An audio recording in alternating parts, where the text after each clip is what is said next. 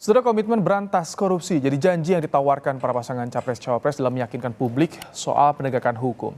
Untuk mengulas soal komitmen para Capres-Cawapres dalam memberantas korupsi, saudara di studio Kompas TV sudah hadir juru bicara Timnas Amin, Mas Pipin Sopian, dan juga ada Direktur Eksekutif, Waalaikumsalam warahmatullahi wabarakatuh, ada Direktur Eksekutif Lingkar Madani, Bung Ray Rangkuti.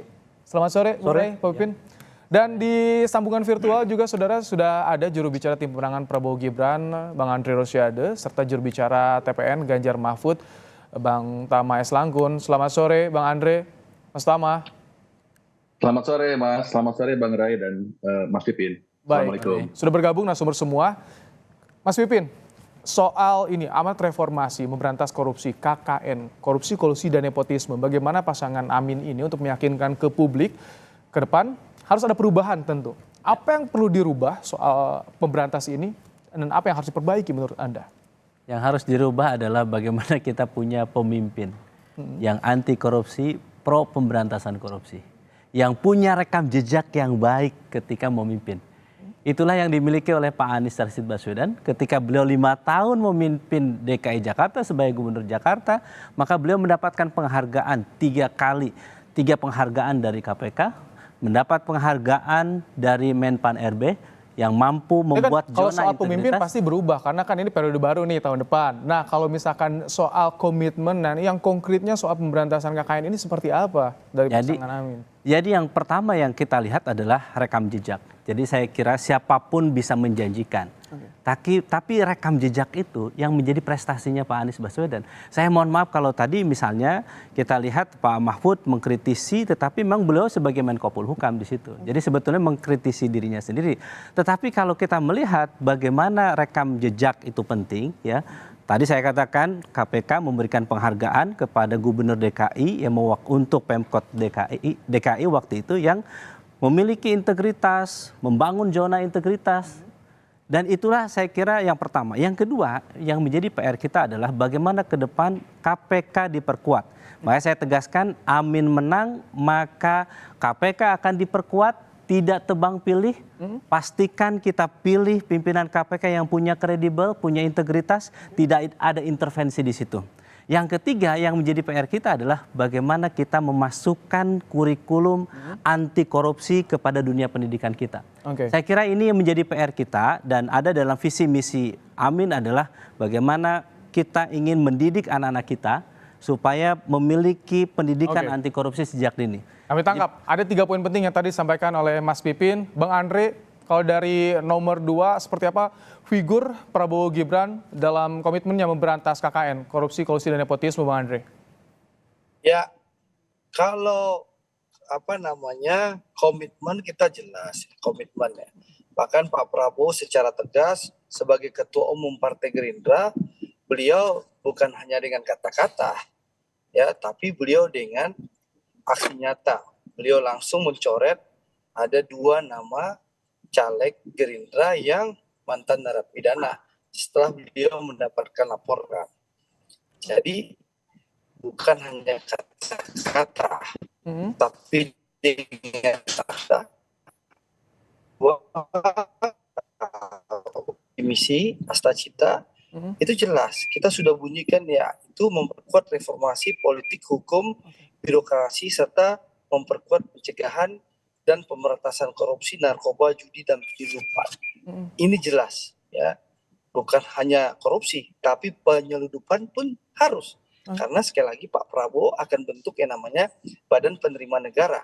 Bagaimana negara membutuhkan uang sehingga bisa mengeksekusi janji-janji politik Pak Prabowo seperti makan siang gratis dan minum susu gratis untuk anak-anak. Kalau soal naikkan gaji ASN TNI Polri itu gimana Bang Andre? Katanya salah satu atasi untuk korupsi itu menaikkan gaji ASN TNI Polri juga. Ya tentu juga komitmen itu sudah disampaikan oleh Pak Prabowo di Astacitanya ya untuk menaikkan, makanya ini salah satunya untuk meningkatkan penerimaan negara bukan pajak.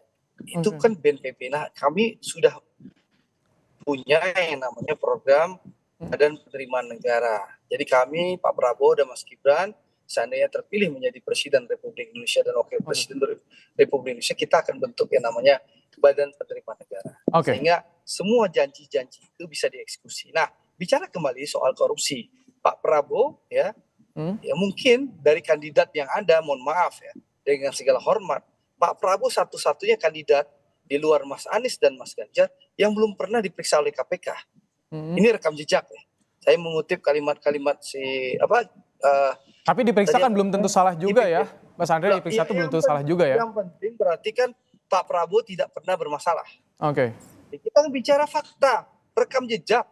Pak Prabowo satu-satunya calon presiden, kandidat calon presiden yang berkompetisi di Pilpres 2024 tidak pernah diperiksa KPK. Oke. Ya, tidak pernah diperiksa KPK. Mas Anies pernah diperiksa KPK, ada dugaan waktu itu. Baik. Mas Ganjar pernah diperiksa di KPK. Kami tangkap ya.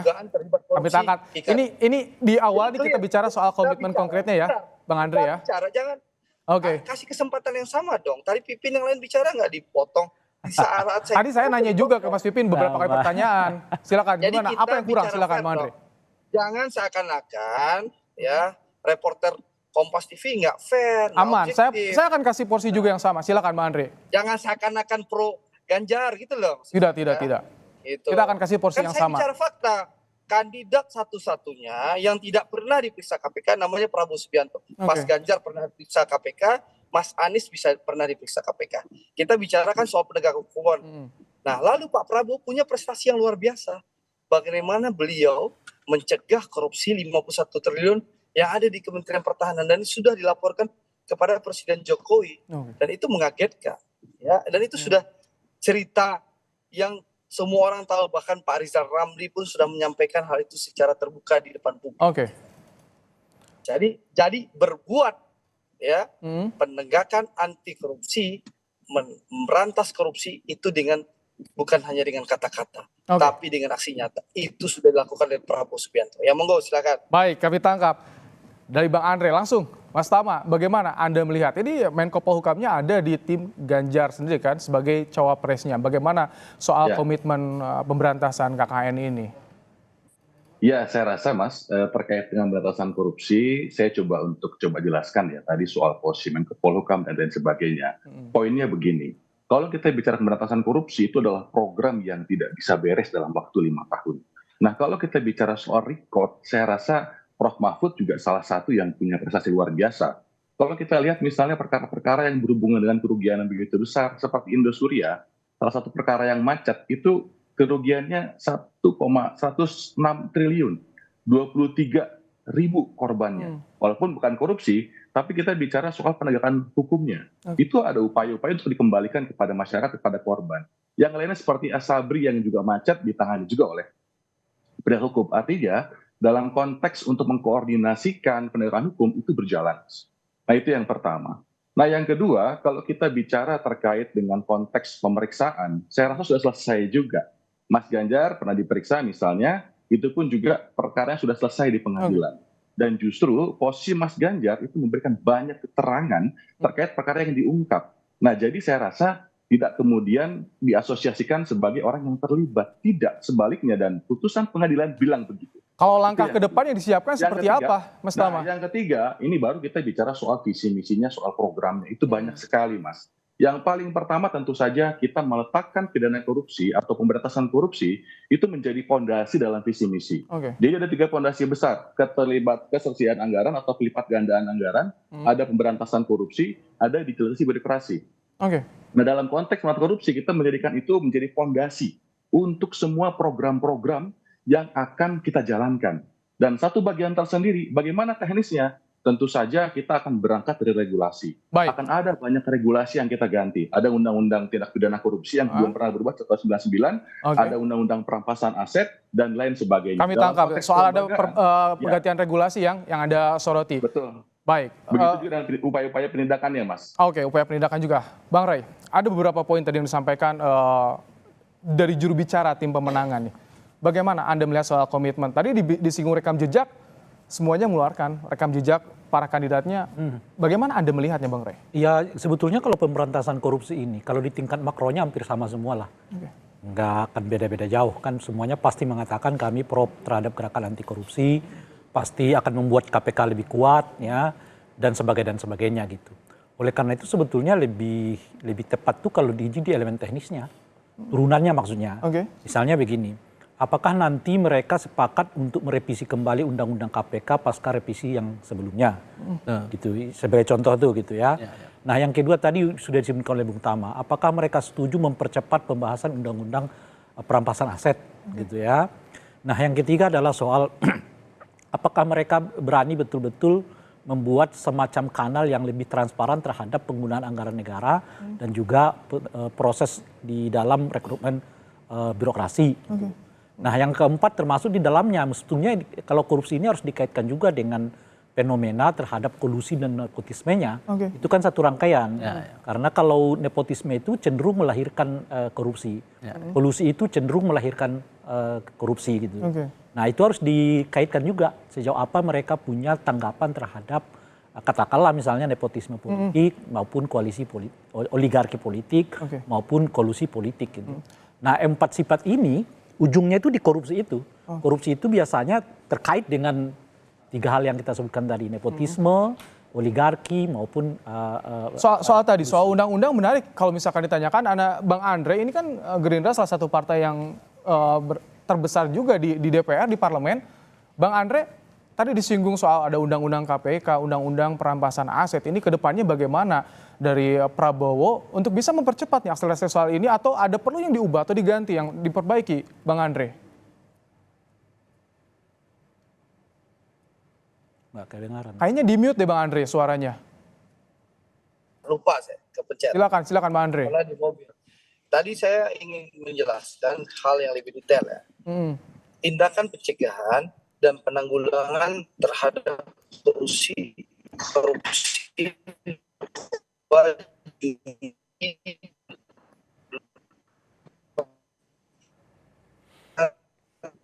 Bang Andre dari pembenahan hukum. Nah, apa saja yang akan kita lakukan? Sabar dong. Enggak, itu tadi sinyal Bang Andre agak keganggu. Sabar Bang, sabar. Sinyal Bang Andre keganggu, jadi tadi kita menerimanya putus-putus. Sayang Bang Andre loh. Kedengaran. Suaranya Bang Andre putus-putus. Ya, jadi sabar. Jadi gini, caranya bagaimana? Tentu dengan mulai dari pembenahan hukum. Ya ini satu, mengatur sistem pendanaan dan pembiayaan politik yang menjamin independensi, transparansi, mencegah korupsi dan menjaga keberlangsungan demokrasi. Selanjutnya, membangun single identity number, ini penting, dan sistem informasi administrasi dan database kependudukan untuk mencegah identitas ganda, mencegah penyalahgunaan dan memudahkan pelacakan aset. Nah, ini nih masuk di situ. Pelacakan aset, pajak maupun persoalan NIK ganda pada daftar pemilih tetap DPT di dalam pemilu. Selanjutnya memperkuat gerakan pemberantasan korupsi secara lebih sistematis dengan memperkuat KPK, kepolisian, kejaksaan, dan kehakiman. Selanjutnya, menjadikan KPK sebagai center of excellence dalam upaya pemberantasan korupsi yang bersifat preventif melalui kerjasama untuk melakukan edukasi langsung dengan sektor pendidikan dasar, menengah, dan tinggi.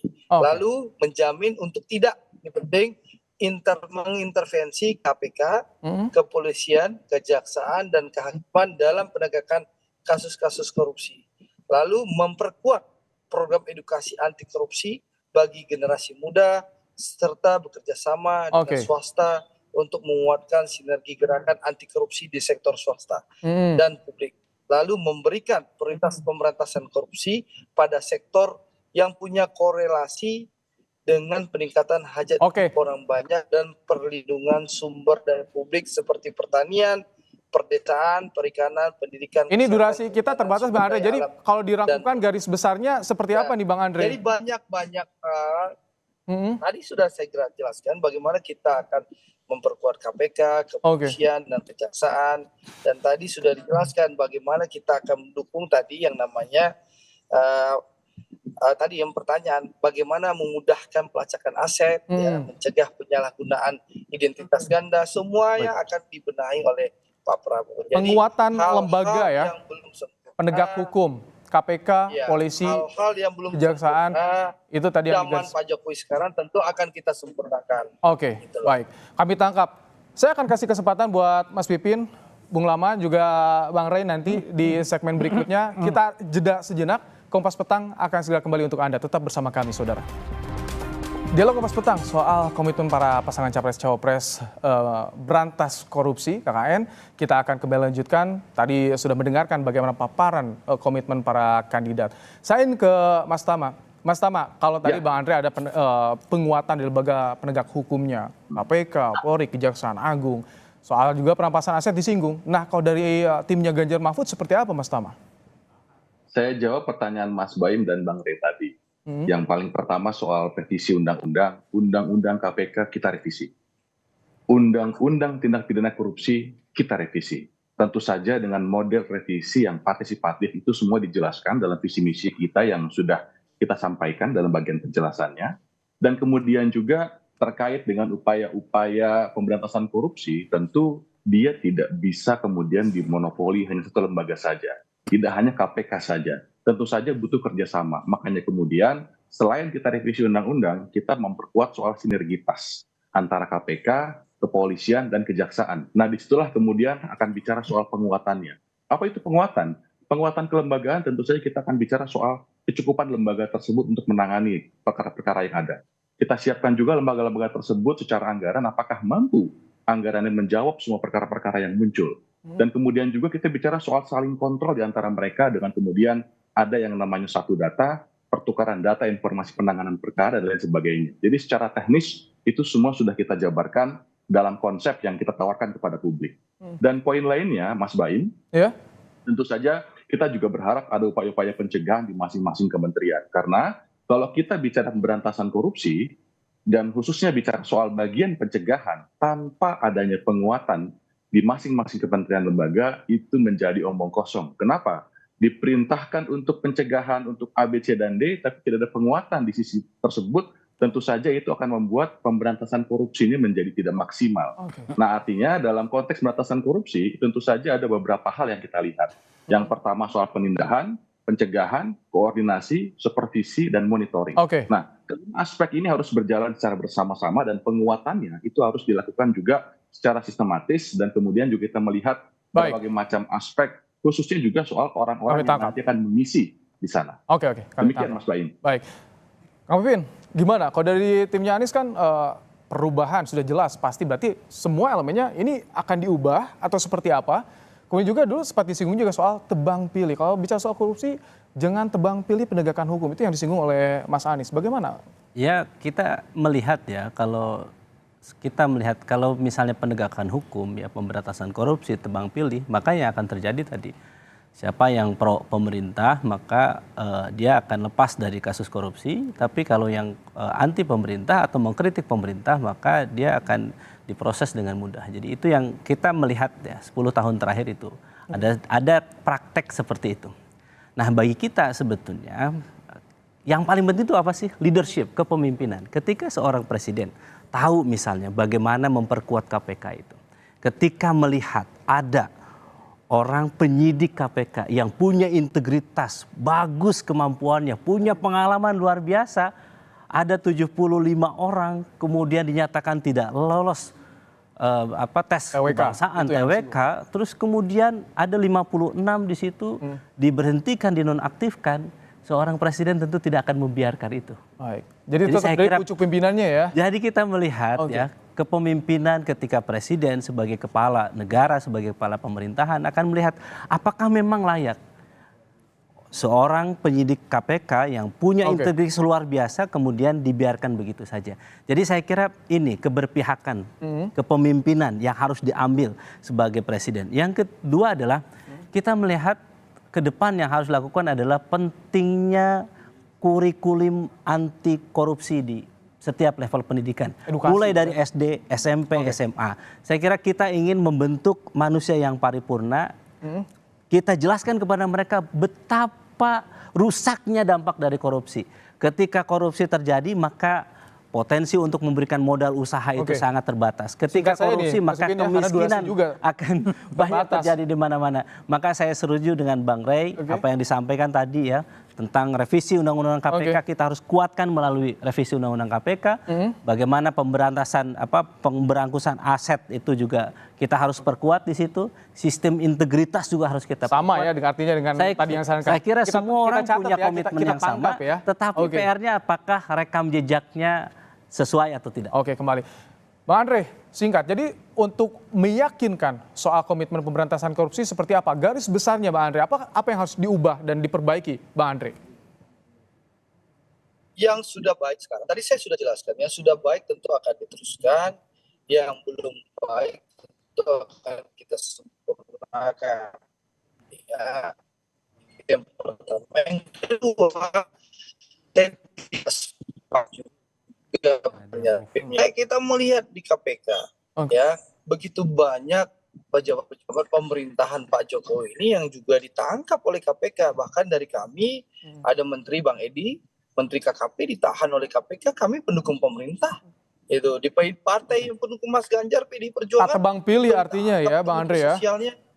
Jadi nggak ada tebang pilih. Jangan kita membangun narasi yang mengingatkan juga bagi rakyat bahwa penegakan hukum itu berjalan secara fair dan objektif. Bahkan kita ingat dulu PKS waktu bergabung mendukung pemerintahan Pak SBY, juga Presiden PKS itu Lutfi Ishak. Baik. Itu juga ditangkap oleh KPK karena dugaan sapi impor. Jadi saya rasa KPK sudah berjalan objektif secara fair. Siapa yang salah, mau partai pendukung pemerintah maupun oposisi tentu akan digarap secara objektif dan fair. Baik. Jadi sekali lagi mari kita dukung lembaga-lembaga penegakan hukum baik kepolisian, kejaksaan dan KPK untuk bekerja secara maksimal tanpa perlu diintervensi dan tanpa perlu kita membangun framing seakan-akan ada tebang pilih.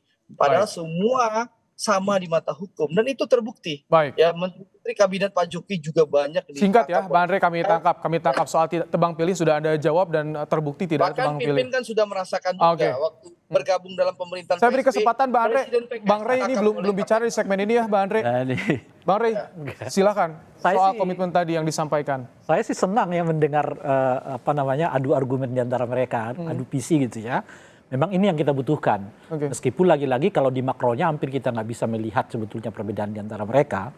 Oleh karena itu saya mau masuk ke hal-hal yang lebih teknis gitu. Misalnya soal isu penguatan KPK. Seperti apa sih yang diinginkan? Salah satu kritik publik sekarang yang luas kepada KPK itu karena KPK sekarang menjadi bagian dari eksekutif kan gitu. Nah itu apakah akan dievaluasi apa tidak gitu ya.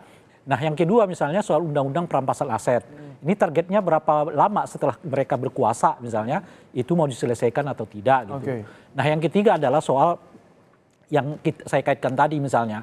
Apakah tiga pasangan calon presiden melihat hubungan antara korupsi dengan nepotisme, korupsi dengan dinasti, korupsi dengan kolusi dan sebagainya. Kalau ya bagaimana sikap mereka? Itu yang ditunggu nanti. Ya, itu tentu akan disampaikan langsung oleh para kandidat. Terima kasih ya Bang Rey. Siap. Mas Pipin, Bang Andre, Mas Tama, terima kasih. Terima kasih semua. Telah meluangkan waktu dalam program Kompas Petang sore hari ini beradu argumen soal komitmen pemberantasan korupsi. Terima kasih Bapak-bapak.